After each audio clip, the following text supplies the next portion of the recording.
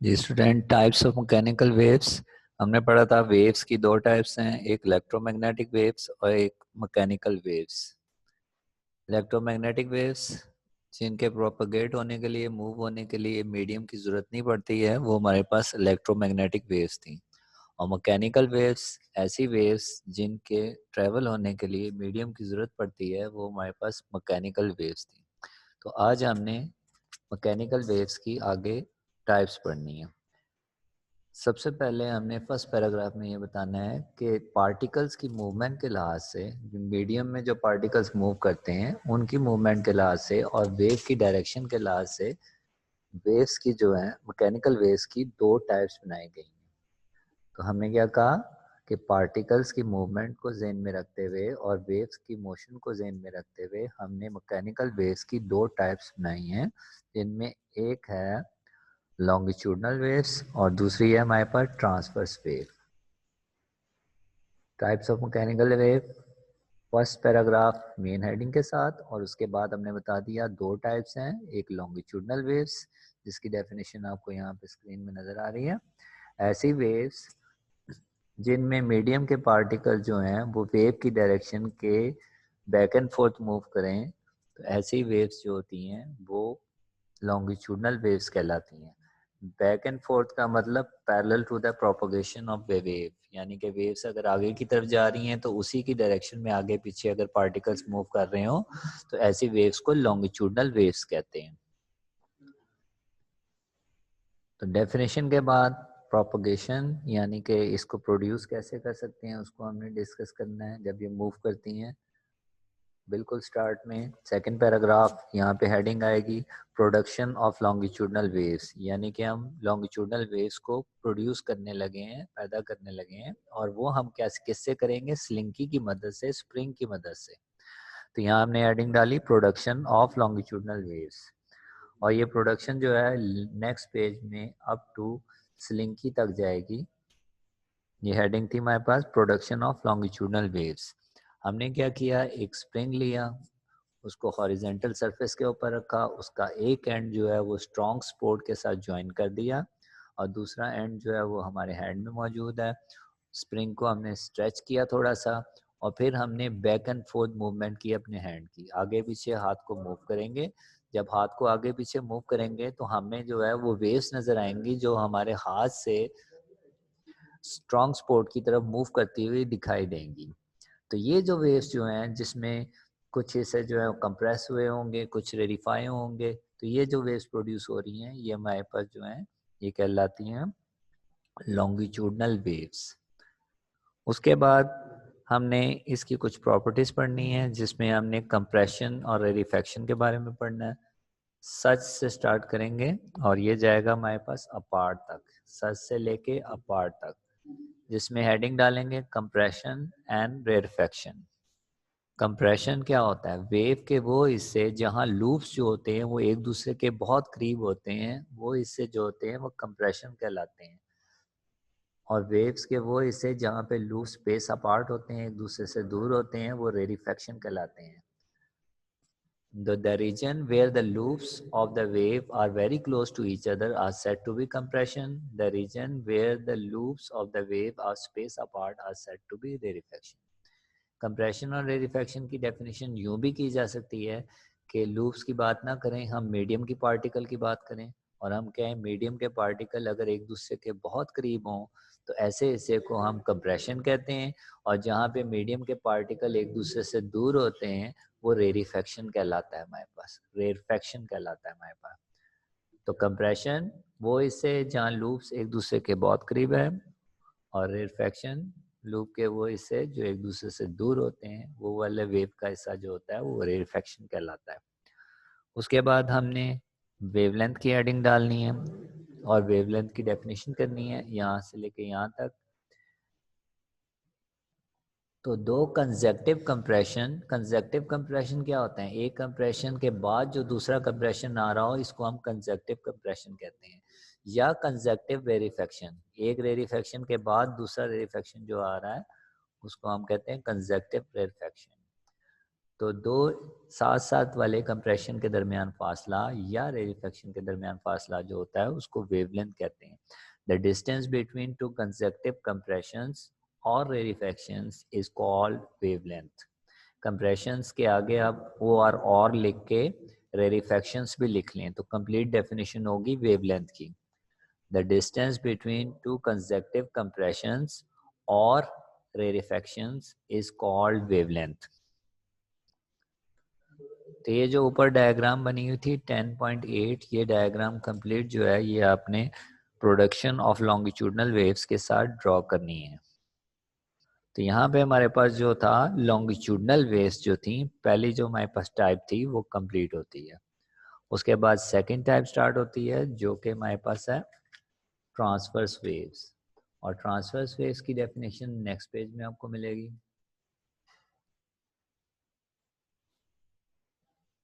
Transverse waves ऐसी waves होती हैं जिसमें पार्टिकल्स जो होते हैं जब वो वाइब्रेट करते हैं तो वेव की डायरेक्शन के परपेंडिकुलर मूव कर रहे होते हैं.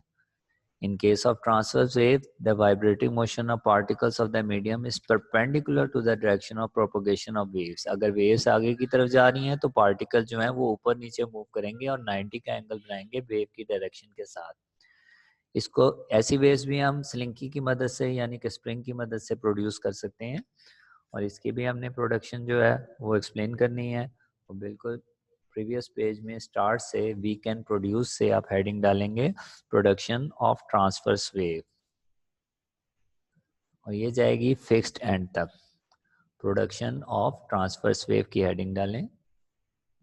और नेक्स्ट पेज में ये डायग्राम है 10.9, ये डायग्राम हमने बनानी है. ट्रांसवर्स वेव स्प्रिंग की मदद से कैसे प्रोड्यूस कर सकते हैं. स्प्रिंग का एक एंड जो है वो स्ट्रॉन्ग सपोर्ट के साथ हमने ज्वाइन कर दिया, दूसरा एंड जो है वो हमारे हैंड में होगा. स्ट्रेच करेंगे इसको स्प्रिंग को और फिर हैंड की अप एंड डाउन मूवमेंट करेंगे. ऊपर नीचे हाथ को जब हम मूव करेंगे तो हम देखेंगे कि हमारे हैंड से वेव्स होती हुई जो है वो वॉल की तरफ जाएंगी. तो इस वक्त जो वेव्स प्रोड्यूस होंगी ये हमारे पास ट्रांसवर्स वेव है. ट्रांसवर्स वेव में कुछ प्रॉपर्टीज हैं वो हम डिस्कस करते हैं. तो प्रोडक्शन हमने क्या किया था, स्प्रिंग का एक एंड जो है वो स्ट्रॉन्ग सपोर्ट के साथ ज्वाइन किया था और दूसरा एंड जो है वो हमारे हाथ में था. स्ट्रेच किया स्प्रिंग को और अपने हैंड को ऊपर नीचे अप एंड डाउन मूवमेंट की. तो जो वेव्स प्रोड्यूस होती हैं वो हमारे पास ट्रांसवर्स वेव होती हैं. उसके बाद आया द क्रस्ट से लेके पोजीशन तक. यहाँ पे आप हेडिंग डालेंगे crust and trough. Crust and trough diagram को देखें आप. मीडियम से जो हाईएस्ट पॉइंट होते हैं वेव के वो हमारे पास कहलाते हैं क्रस्ट. जो हमारे पास वेव की नॉर्मल पोजीशन है उससे जो लोएस्ट पॉइंट है हमारे पास वो ट्रफ कहलाते हैं. तो ओरिजिनल पोजीशन सेंटर वाली लाइन है हमारे पास, उससे सबसे ऊपर वाले हिस्से पॉइंट जो ऊपर नज़र आ रहे हैं वो क्रस्ट है और जो सबसे नीचे नज़र आ रहे हैं वो हमारे पास कहलाते हैं ट्रफ. तो हमने क्या कहा, the crest are the highest points where are the, where the trough are the lowest point of the particles of the medium from the mean position. Mean position कौन सी है इसकी, सेंटर में जो स्ट्रेट लाइन आ रही है शुरू में spring को जब हम खींचते हैं तो उस वक्त जो पोजीशन होती है वो मीन पोजीशन होती है. और उससे सबसे ऊपर वाले हिस्से जो थे हमारे पास क्रस्ट थे और सबसे नीचे वाले हिस्से ट्रफ. इसमें भी हमारे पास वेवलेंथ की एडिंग आनी है. द डिस्टेंस से स्टार्ट करनी है और अप टू कॉल्ड वेवलेंथ.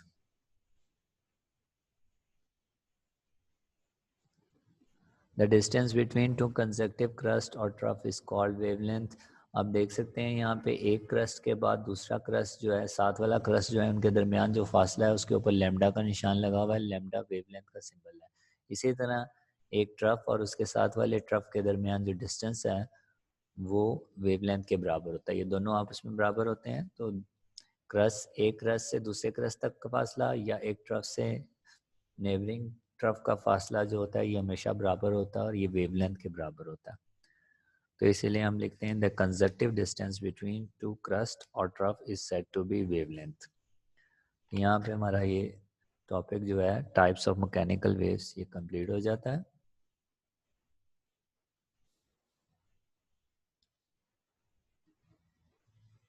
उसके बाद हमारे पास है पेज नंबर 11 में relationship between velocity, frequency and wavelength.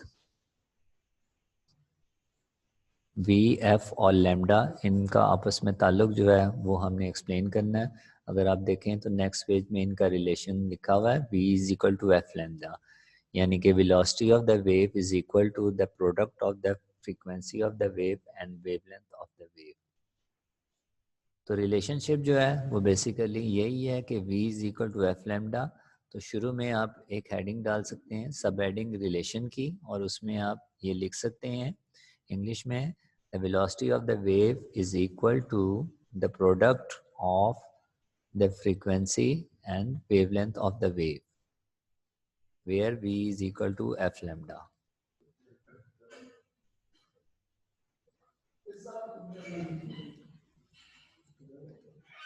सबसे पहले आपने हेडिंग डालनी है रिलेशन की, जिसमें रिलेशन को आपने एक्सप्लेन कर देना है कि वेलोसिटी ऑफ द वेव जो है वो बराबर है दो चीज़ों की प्रोडक्ट के, फ्रीक्वेंसी और वेवलेंथ के। उसके बाद आप हेडिंग डालें वेलोसिटी की। इस वक्त जो मैंने बोल्ड किया हुआ है यहाँ पे आपने वेलोसिटी की हेडिंग डालनी है। हम जानते हैं वेव्स जब प्रोड्यूस होती है तो मीडियम की डिस्टरबेंस की वजह से होती है, और डिस्टरबेंस एक एंड से दूसरे एंड में किसी खास वेलोसिटी से जाती है।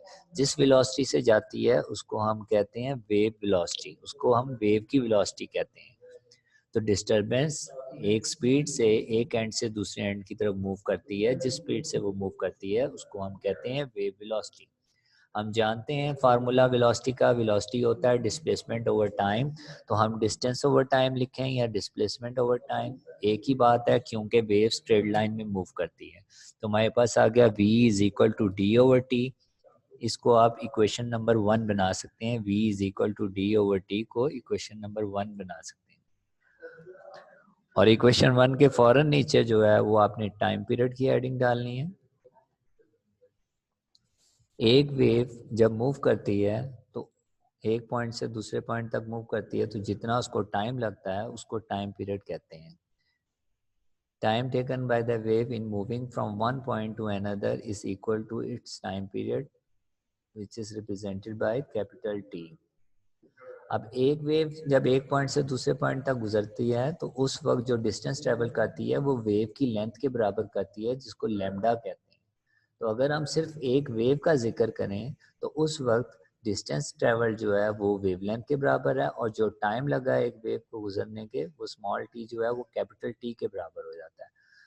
तो हैंस वी कैन राइट के आगे आप लिख सकते हैं d small d is equal to lambda, small d is equal to lambda and small t is equal to capital T। Hence we can write के आगे आप लिख सकते हैं d is equal to small d is equal to lambda and small t is equal to capital T. Put this values in equation 1.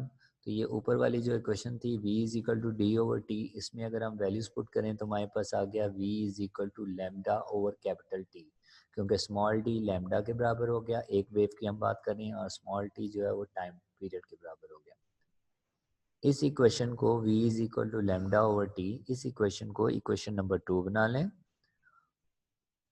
और but time period से heading डालेंगे frequency की। और फ्रीक्वेंसी के बारे में आप जानते हैं, ये पेंडुलम में भी हमने पढ़ा था, it is the reciprocal of time period. तो हम लिख सकते हैं that is t is equal to 1 over F.